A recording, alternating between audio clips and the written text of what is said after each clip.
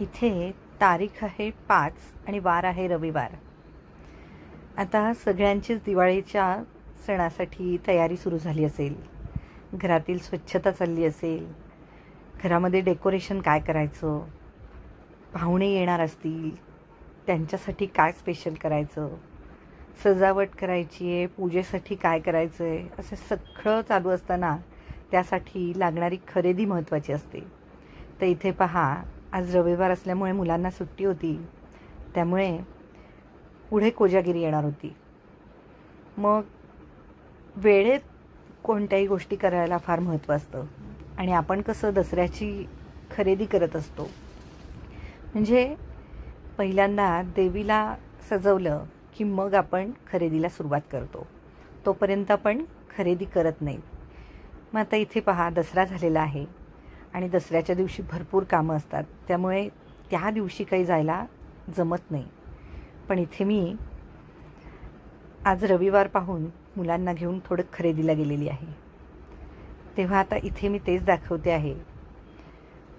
आणि त्यानिमित्तानं एक कामही होऊन जातं आणि हे काम झाल्यानंतर थोडीशी पोटपूजा केली। खरोखरच हे FC रोडला खूप छान रेस्टॉरंट आहे, पेशवाई म्हणून, आणि सजावटही अगदी मनाला भावण्यासारखी आहे। म्हणजे आपली भारतीय संस्कृती जिथे दिसते ना, तिथे मन आपसुकच माझं पाय ओढले गेले। म्हणजे खरं तर वैशाली, रुपाली अशा ठिकाणी जाण्याचं डोक्यात असताना हे असं सुंदर ठिकाण दिसलं आणि तिकडे गेले। इथे पहा, रोडला असे दिवे, आकाशकंदील असं विकायला होतं आणि ही घरी आल्यानंतर ही खरेदी आहे पहा। अगदी साध्या साध्या गोष्टी, मोती साबणाशिवाय काही दिवाळी साजरी होते असं मला वाटत नाही। थोडासा सुगंध हवा घरामध्ये आणि सँडल हे ठरलेलं बरं का, म्हणजे हा सुगंध आहे ना, हा दिवाळीसाठी स्पेशल आहे असं मला वाटतं। गुलाब म्हणा, मोगरा म्हणा, पण सँडल हा दिवाळीसाठी अगदी खासच। आणि हे असे छोट्या छोट्या मी बरण्या आणल्या आहेत। आता ह्या मी पुढे कधीतरी दाखवेल तुम्हाला ह्याचं काय करणार आहे ते।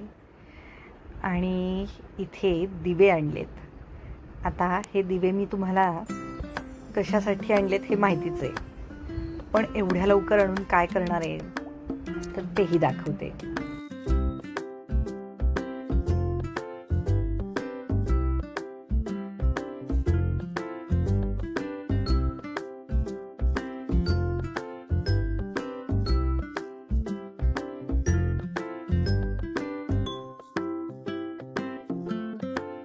श्री हरिहर ओम श्री सांब सदाशिव नमस्तु शुभम भवतु। सर्वांना माझा प्रेमपूर्व नमस्कार। आराध्य कृपेने कलेच्या विश्वामध्ये आपल्या या artisan vision of life canvas परिवारामध्ये मी कलासाधक तुम्हा सर्वांचे मनापासून खूप खूप स्वागत करते। आणि एकच बोलावंसं वाटतं, जगा वेगळं व्हायचं असेल तर जगा वेगळं। आता इथे पहा, मी हत्तीच्या आकाराचे ही अशी बऱ्याच दिव्यांची अशी एक तबक म्हणूयात आपण, असं एक आणलेलं आहे। आणि इथे हे पहा, एक असं त्याला छिद्र असलेलं असं एक भांडं आहे। त्यानंतर ही लक्ष्मीची पावलं आहेत। हे सगळं असं मी घेऊन आली आहे आणि त्याला इथे आता मी कलर करणार आहे। आता त्याआधी ह्याला आपण प्रायमर द्यायचं आहे। आता हा वॉटर बेस प्रायमर मी देते आहे, हा काही ऑइल बेस नाही आहे। आणि हा घरामध्ये थोडंसं रंगकाम झालं होतं, तेव्हा हा उरलेला होता, तेव्हा मी असा एका डब्यामध्ये पॅक करून ठेवून दिला होता की कुठेतरी त्याचा उपयोग होईल, असाच वाया जाण्यापेक्षा। आणि पहा, कोणतीच गोष्ट ही वाया जाणारी नसतेच, त्याचा उपयोग आपण कसा करायचा, ते कसं ठेवायचं हे फार महत्त्वाचं आहे। याला जर हवा लागली असती तर खरं तर ह्याला बरेच दिवस झालेत, त्यामुळे ते खराबही होऊ शकलं असतं। पण व्यवस्थित अगदी आपण त्याला गोष्टींना ठेवलं तर त्याचा उपयोग आपल्याला नक्की होतो आणि आपला खर्चही म्हणजे वाया जात नाही। आपले हे पुन्हा विकत आणावंच लागलं असतं। त्यामुळे इथे पहा, ह्या गोष्टींना मी नेहमी म्हणते की आपण प्रत्येक गोष्ट घ्यायची आणि फेकायची, झालं रंगकाम, सगळं द्या टाकून, तर असं काही आवश्यकतेचं नाही आहे. थोडंसं काही गोष्टी जपून ठेवल्या की त्याचा वापर हा व्यवस्थित होतो. आता हे ब्रशही खूप वर्षापासूनचे आहेत माझे. हे आम्हाला खरं तर शिकवलेलंच आहे की तुम्ही ब्रशची काळजी कशी करायची, तुमच्या रंगांची काळजी कशी घ्यायची. आता आपण ज्या क्षेत्रात असतो त्या क्षेत्रात प्रत्येक बारकावे आपल्याला शिकवले जातात. तसेच हे बारकावेही आम्हालाही शिकवलेले होते. आणि आमच्या फाईलही फार मोठ्या असायच्या. तेव्हा आमचे सर आम्हाला एकदा म्हणाले होते की ह्याचं तुम्हाला ओझं नाही वाटलं पाहिजे, कारण रोज न्यावं लागायचं, आणावं लागायचं. कॉलेजमध्ये खरं तर सोय होती ठेवण्याची, पण काही वेळेला ते बरोबर ने आण करावं लागायचं. तेव्हा मात्र मग असं म्हणायचे सर की ते तुम्हाला कॅरी करता यायला पाहिजे जी गोष्ट आहे ती. आता हे मला आजही पटतं की आपल्याला त्याचं ओझं वाटलं नाही पाहिजे. ज्याची आवड आहे ती गोष्ट करताना त्याचा कंटाळा आला नाही पाहिजे. थकायला आपल्याला कोणत्या गोष्टीत होत नाही. खरं तर रोजचं काम करण्यातही आपण थकतोच. जेवण करायचं आहे त्यातही कंटाळा येतो, थकायला होतं. पण पोटाला काही आपण पूर्णविराम देऊ शकत नाही. म्हणजे काम हे करणं आलंच. मग ते आनंदाने करायचं की कंटाळा येऊन किंवा चिडचिड करून, हे आपल्या हातात आहे.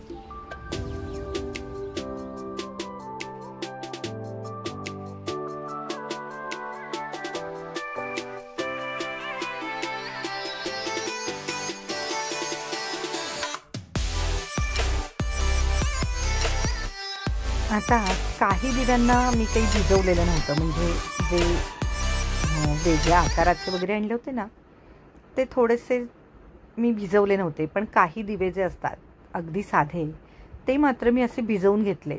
त्यामुळे पहा एक असा तुटल्यासारखा झाला होता. म्हणजे जर काही तुटणार असेल तर ते याच वेळी तुटणार. आपण त्याच्यावरती रंगकाम करणार, त्याच्यावरती कलाकुसर करणार आणि मग तुटलं तर मात्र आपल्याला फार वाईट वाटतं.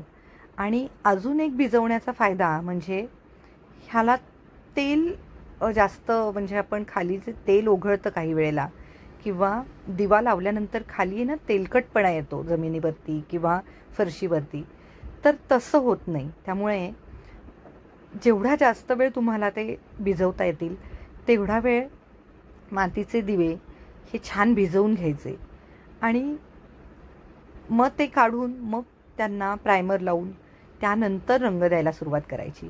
आता इथे पहा, आम्ही आधी दिवाळी म्हटलं की लक्ष्मीपूजन, आणि लक्ष्मीपूजन म्हटलं की हळदी आणि कुंकू. त्यामुळे लाल रंगाला विशेष महत्त्व. मी कुंकुमार्जन नवरात्रीमध्ये दाखवलं होतं, तेव्हा मी ह्या लाल रंगाचं महत्त्व सांगितलंच आहे की आपलं काही शुभ कार्य असेल तेव्हा आपण लाल रंग वापरतो.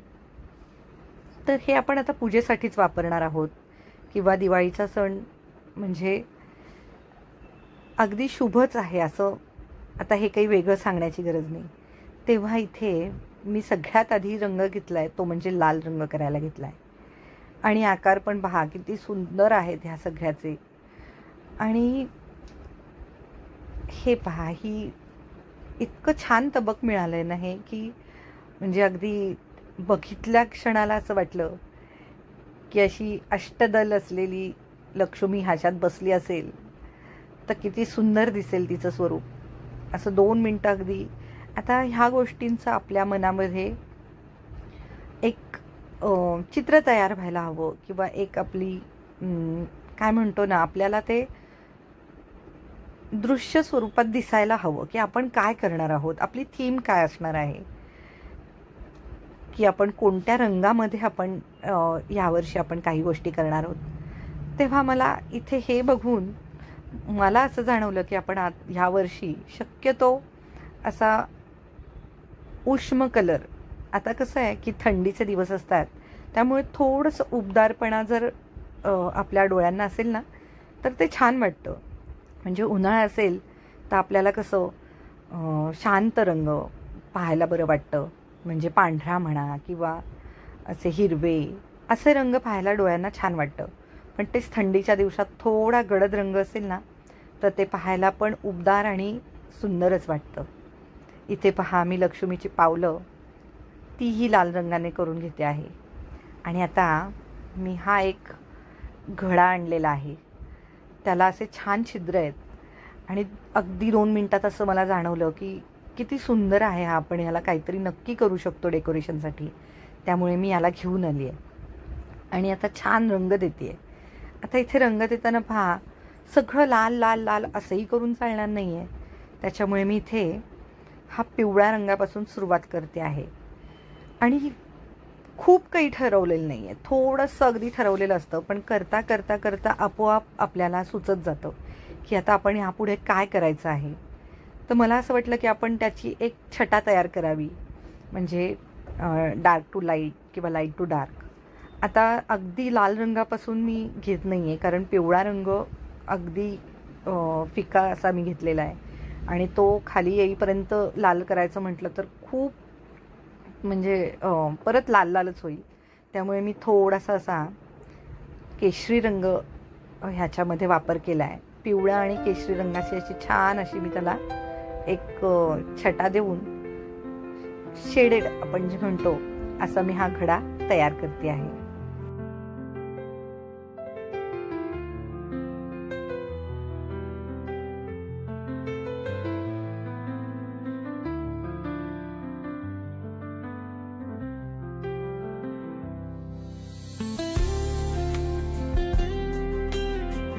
आता इथे पहा तोच रंग हाताशी असल्यामुळे काही छोटे छोटे दिवेही त्या रंगाचेच करून घेते आहे, कारण मी ही छोट्या छोट्या पंत्या ज्या आहेत ना त्या वेगवेगळ्या रंगामध्ये करावं असं मी विचार केला आहे. आपण 5 पंत्या ज्या लावतो लक्ष्मीपूजनाला, तर मला असं वाटलं की आपण छान वेगवेगळ्या रंगांमध्ये करूयात.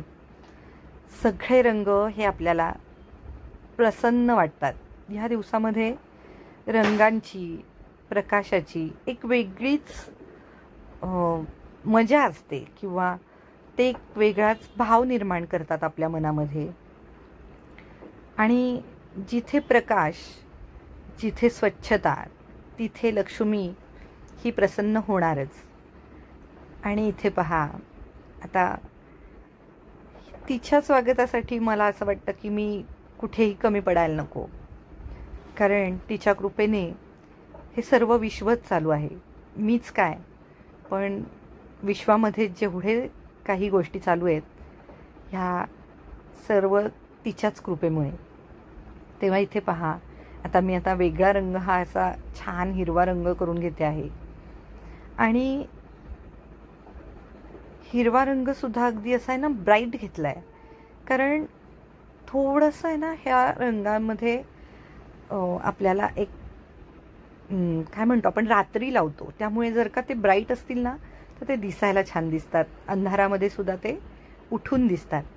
आता इथे पहा मी ही पंटी जी तयार करते आहे ती थोडीशी शेडेड करते आहे, तीही तुम्हाला दाखवते की मी एकीकडून पिवळा, मध्ये थोडासा फिका हिरवा आणि वरतून थोडा डार्क असा रंग देऊन छान असं त्याचं छटा तयार केल्या आहेत, शेडिंग करते आहे.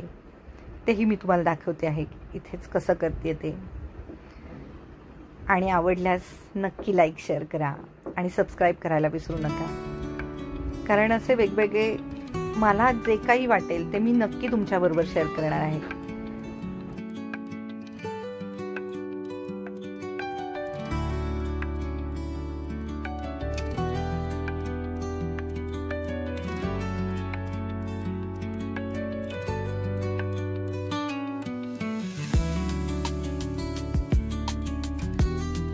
इथे पहा मला हत्तीच्या आकाराचा इथे दिवा मिळालेला आहे आणि असे मी 2 दिवे घेऊन आले होते.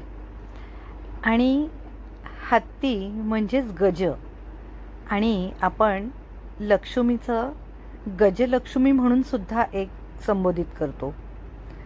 आणि लक्ष्मीपूजनाच्या दिवशी मला असं वाटलं की आपण गजलक्ष्मीची सुद्धा पूजा करायलाच हवी.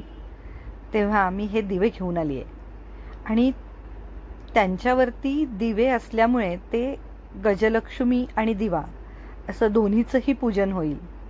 त्यामुळं हे पहा, मी इथे आता जो मगाशी कलश दाखवला होता ना, त्यालाही मी एक घडा होता म्हणजे तो छिद्र असलेला, त्यालाही पिवळा आणि केशरी असा रंग दिला आहे. तर इथे मी हत्तीलाही तसंच केलं आहे की थोडासा गडद रंगामध्ये म्हणजे केशरी आणि थोडासा मध्ये लाल लाल असे दिव्यामध्ये हे केलेलं आहे शेडिंग, आणि छान असे हे दिवे रंगवून घेतलेत. गजलक्ष्मी पण आपण पूजन करणार आहोत. कसं आहे ना की आपण जेवढं करू तेवढं थोडंच असतं, पण जेवढं करता येईल ते करणंसुद्धा मला तरी वाटतं की आपल्यालाच सुखदायी, फलदायी आणि आनंददायी असतं. आता इथे पहा, मी शेडिंग करताना थोडंसं असा कोपऱ्यामध्ये त्याला पिवळ्या रंगाने असं हायलाईट करते आहे. शेडिंग हे आपल्याला लक्षात यायला हवं की ह्या रंगाजवळ कोणता रंग दिसेल, कोणता रंग उठून दिसेल, आणि रांगोळी आणि असे दिवे वगैरे हे जे आपण ठेवणार असतो ना, हे कसं आहे की थोडेसे ब्राईट कलर, थोडेसे कॉन्ट्रास्टमध्ये वगैरे असे छान दिसतात. म्हणजे रंग भरताना सुद्धा एकतर तुम्ही एक रंगसंगतीमध्ये करत असाल तरीही ते त्याच्या छटा छान जुळून आल्या पाहिजेत, किंवा रंगांचे आपण जर एखादी संगती, रंगसंगती पाहत असू, आता इथे उष्ण रंगसंगती आपण म्हणू, तर तसंही असेल तर तेही लक्षात घ्यायचं.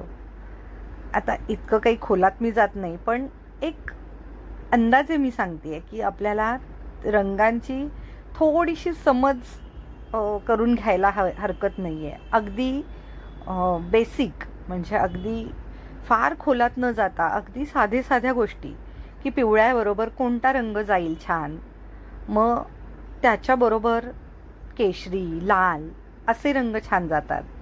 आणि तेच जर का आपल्याला त्याच्या विरोधी करायचं असेल तर निळा रंग वगैरे किंवा हिरवा रंग वगैरे असा छान जाऊ शकतो. म्हणजे लालच्या विरुद्धही हिरवा रंग छान दिसतो. तर हे थोडंसं लक्षात ठेवायचं. आणि आता यावरती आहे ना, मी छान अशी डिझाईन करून घेणार आहे. आणि फार काही वेगवेगळ्या रंगांची वगैरे असं नाही, तर सगळ्याच रंगांवरती पांढऱ्या रंगाने छान अशी डिझाईन उठून दिसते. त्यामुळे आता ही जी बॉटल आहे ना, ही पण माझी खूप वर्षांपूर्वीची आहे. म्हणजे फेविकॉलची अगदी 5 रुपयाची का 10 रुपयाची ती छोटी बॉटल यायची, ती वापरून झाल्यानंतर मी ती स्वच्छ धुतली आणि त्याच्यामध्ये मी आता ॲक्रेलिक कलर भरून घेतला आहे. काही नाही, फक्त अगदी थोडंसं पाणी, अगदी थोडं पाणी घालायचं, जास्त पातळ करायचं नाही, आणि ते त्याच्यामध्ये असं ओतून घेतलं आहे. म्हणजे एका छोट्याशा प्लास्टिकच्या बॉटल, म्हणजे एखादं झाकण होतं ते, किंवा छोटंसं प्लास्टिकची वस्तू होती, आणि त्याच्यामध्ये तो रंग कालवून घेतला आणि तो ह्याच्यामध्ये ओतला आहे. थोडंसं आपल्याला लक्ष देऊन करावं लागतं, पण फार काही अगदी अवघड होत नाही. आणि आता हे इतकं छान त्याचं म्हणजे ब्रश वगैरे घेऊन करत बसण्यापेक्षा खूप भरभर आणि फास्ट काम होतं ह्या गोष्टीने. त्यामुळे या काळामध्ये आपल्याला लवकरात लवकर आणि सोपं होणारी कामं पाहायची असतात. आणि थोडंफार अगदी इकडे तिकडे एखादा डॉट मोठा झाला, लहान झाला तरी काहीच हरकत नाही, कारण आपण बाहेरून विकत आणतो ना, तर तेही तसेच असतात. मग त्याच्यामुळे आपल्या हातून जर झालं तर आपण केल्याचा आनंद आणि विकत आणल्याचा आनंद ह्याच्यात फार फरक आहे. आणि ही सगळं आपण करताना आपली मुलं पाहतायत, आपले आजूबाजूचे लोक पाहतात, आणि त्यांनाही प्रोत्साहन मिळतं की हां बाबा, आपण हे असं करायला काही हरकत नाही आहे. आता पणत्या ह्या मी आहेत ना म्हणजे मातीच्याच घेतल्यात, कारण काही गोष्टी ह्या आपण विकत आणायलाच हव्यात त्या काळामध्ये, कारण कुंभारांचं वर्षभर ते आपल्यासाठी ह्या अशा गोष्टी बनवत असतात. मग ते आपण विकत घ्यायला हवं, पण त्यावरती थोडंसं जर आपण आपलं सजावटीचं काम केलं तर आपलाही आनंद द्विगुणित होतो आणि त्यांचीही दिवाळी साजरी होते. त्यामुळं दोन्हीची सांगड घालता यायला हवी. म्हणजे अगदीच काही न करणं आणि खूप काही अगदी सगळंच विकत आणणं याच्या मध्य काढून असे सुंदर आपण दिवाळी साजरी करू शकतो.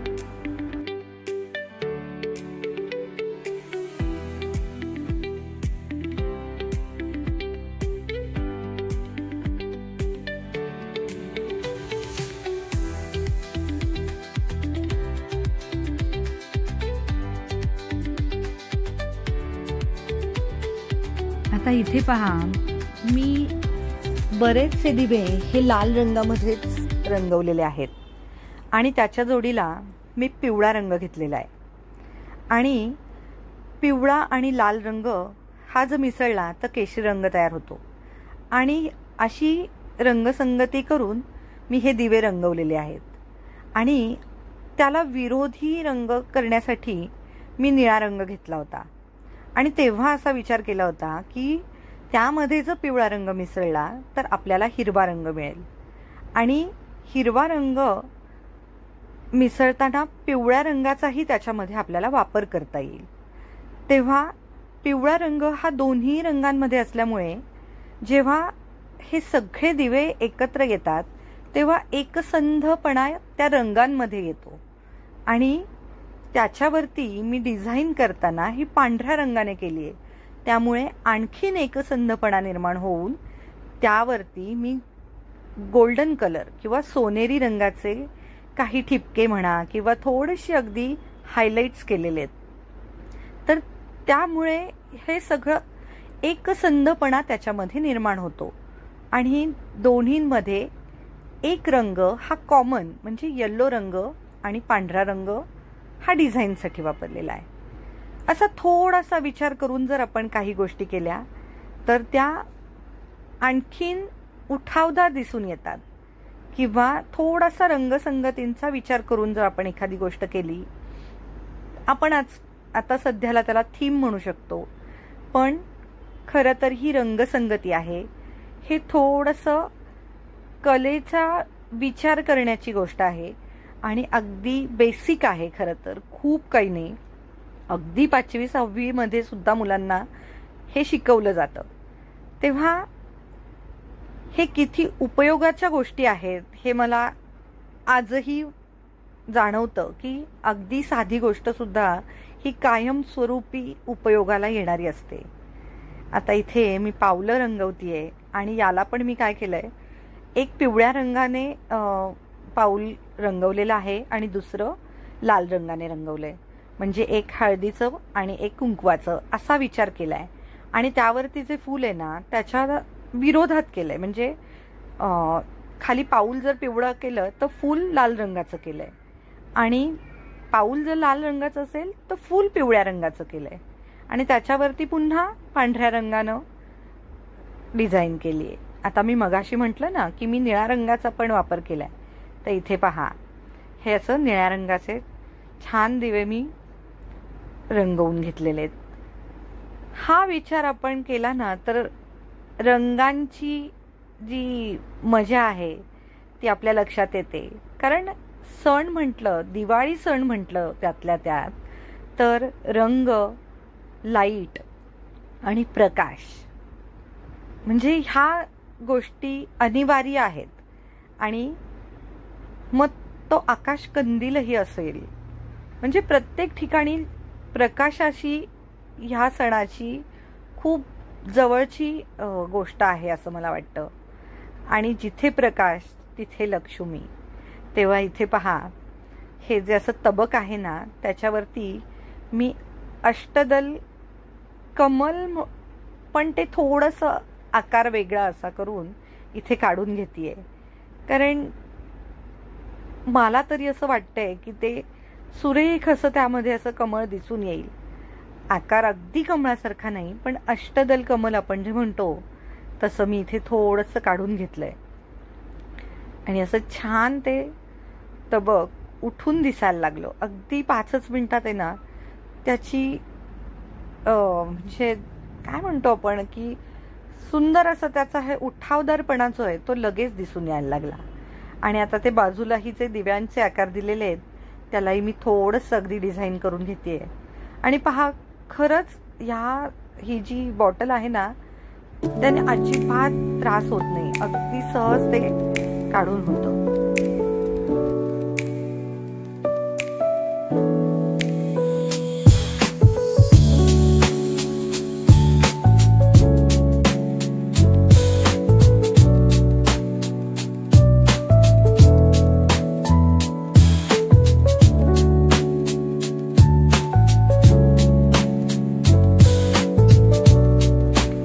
पहा, पूर्ण आता करून झालेलं आहे. आणि इथे मी हत्तींवरती आता डिझाईन करायला सुरुवात केली आहे.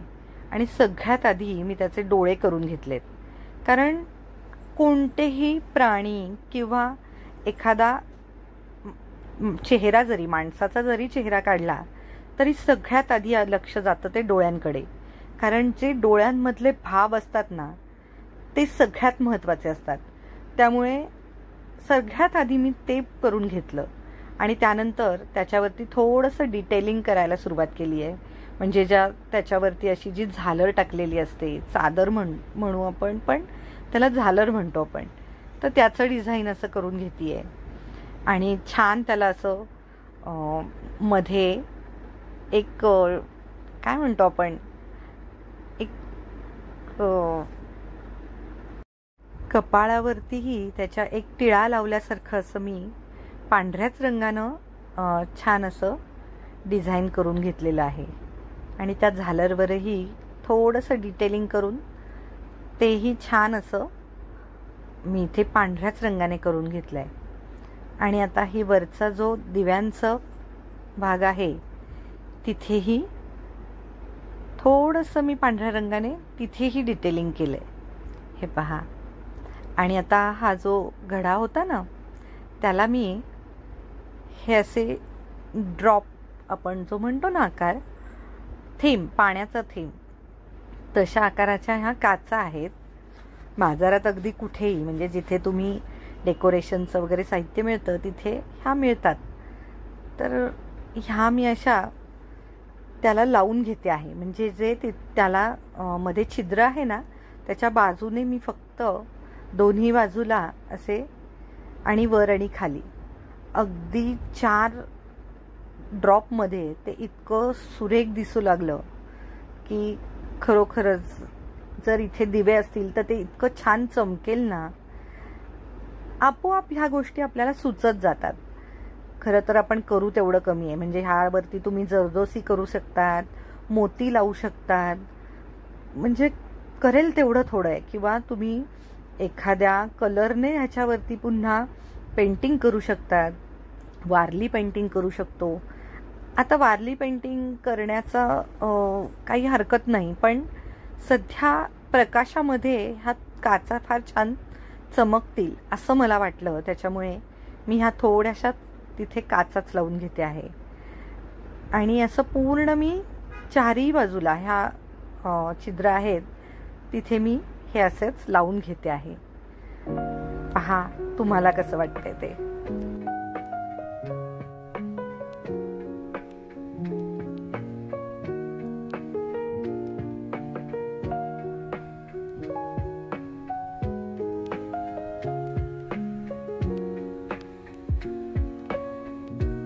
मी दिवाळीसाठी होममेड उटणं आणि होममेड सोप बनवले आहेत. ते तुम्हाला पुढे पाहायला मिळेलच.